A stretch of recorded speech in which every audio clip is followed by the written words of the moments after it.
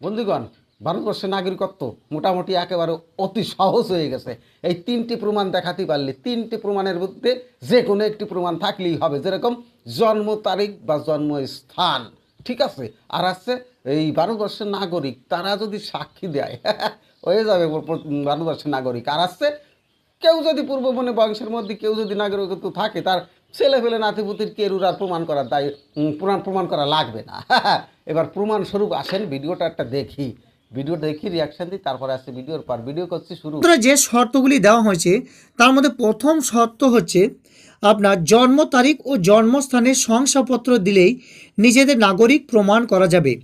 এই ধরনের তালিকা প্রকাশ করা হবে যাতে কোনো সাধারণ মানুষের হেনস্থার শিকার না হন। হ্যাঁ বন্ধুরা, আপনি যদি জন্ম তারিখ বা আপনি যদি জন্মস্থানের শংসাপত্র দিতে পারেন তাহলে কিন্তু আপনি ভারতের নাগরিকত্ব পেতে পারেন। তো আপনার জন্ম তারিখ বা জন্মস্থানে কী কী শংসাপত্র লাগবে সেই সমস্ত তালিকা কিন্তু খুব শীঘ্রই প্রকাশ করা হবে। বন্ধুরা, টুইটে দ্বিতীয় শর্ত যেটা বলা হয়েছে নাগরিক পাওয়ার জন্য, সেটা হলো যারা নিরক্ষর রয়েছেন, যাদের হাতে শংসাপত্র সেইভাবে নেই, তাদের ক্ষেত্রে স্থানীয়দের পরিচিতি, বায়ান ও সাক্ষ্যের ভিত্তিতে তাদের নাগরিকত্ব মিলতে পারে। হ্যাঁ বন্ধুরা, যারা নিরক্ষর রয়েছেন, যাদের সেই রকম কোনো শংসাপত্র নেই জন্মের বা জন্মস্থানের, তাদের ক্ষেত্রে স্থানীয়দের পরিচিতি, বায়ান এবং সাক্ষ্যের ভিত্তিতে কিন্তু তাদের নাগরিকত্ব মিলতে পারে। 3 নম্বর যে শর্তটি দেওয়া হয়েছে নাগরিকত্ব পাওয়ার জন্য, সেখানে বলা হয়েছে কারো পূর্বপুরুষ যদি 1971 সালের আগে এসে থাকেন তাহলে তাদের নাগরিকত্ব প্রমাণ করার দরকারই নেই। হ্যাঁ বন্ধুরা, এক্ষেত্রে আমরা আগে যেটা জানতাম যে আমাদেরকে হয়তো প্রমাণ করতে হবে যে আমাদের পূর্বপুরুষ 1971 সালে আগে থেকে ভারতে বসবাস করছেন। সেক্ষেত্রে হয়তো আমরা প্রথম যেটা খুঁজছিলাম সেটা হচ্ছে জমির দলিল। হয়তো আমরা দেখছিলাম যে 1971 সালের জমির দলিল যদি থাকে তাহলে কিন্তু আমরা নাগরিকত্ব প্রমাণ করতে পারবো। কিন্তু কেন্দ্রীয় সরকার এখন টুইট করে বলেছেন যে 1971 সালের আগে থেকে যদি কেউ ভারতে থাকেন তাহলে তাদের কিন্তু কিচ্ছু প্রমাণ করার দরকার নেই, তারা এমনি নাগরিকত্ব পেতে পারেন। সম্প্রতি কিন্তু কেন্দ্রীয় সরকার এই 3টি শর্ত দিয়ে কিন্তু টুইট করেছেন, এই 3টি শর্ত যদি কাউরির মিলে যায় তাহলে কিন্তু সে ভারতের নাগরিকত্ব পেতে পারেন।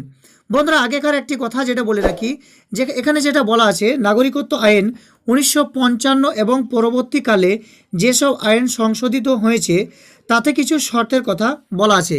বন্ধুরা, প্রথম শর্ত যেটা ছিল সেটা কেউ যদি 1950 সালের 26শে জানুয়ারি বা তারপর এবং 1987 সালের 1 জুলাইয়ের আগে ভারতে জন্মান, তিনি এদেশের নাগরিক। হ্যাঁ বন্ধুরা, তার মানে 1950 সালের 26শে জানুয়ারি থেকে 1987 সালের 1 জুলাইয়ের মধ্যে যদি কারোর জন্ম হয় তাহলে কিন্তু সে ভারতের নাগরিক। দ্বিতীয় শর্ত যেটা বলা ছিল সেটা 1 জুলাই 1987 তারপর এবং 3রা ডিসেম্বর 2004-এর আগে ভারতে জন্মান এবং তার বাবা মায়ের মধ্যে কেউ যদি ভারতের নাগরিক হন তাহলে তিনিও এই দেশের নাগরিক। বন্ধুরা, দ্বিতীয় শর্ত যেটা বলা ছিল সেটা হচ্ছে 1987 1 জুলাই এবং ডিসেম্বরের 3 তারিখ 2004-এর মধ্যে যদি কারোর জন্ম হয় তাহলে তার বাবা মা যদি কেউ ভারতের নাগরিক হয়ে থাকেন তাহলে তিনি কিন্তু এই দেশের নাগরিকত্ব পাবেন। এটা কিন্তু 1955 সালের এবং তার পরবর্তীকালের যে নাগরিকত্ব আইনের যে শর্ত ছিল সেই শর্ত।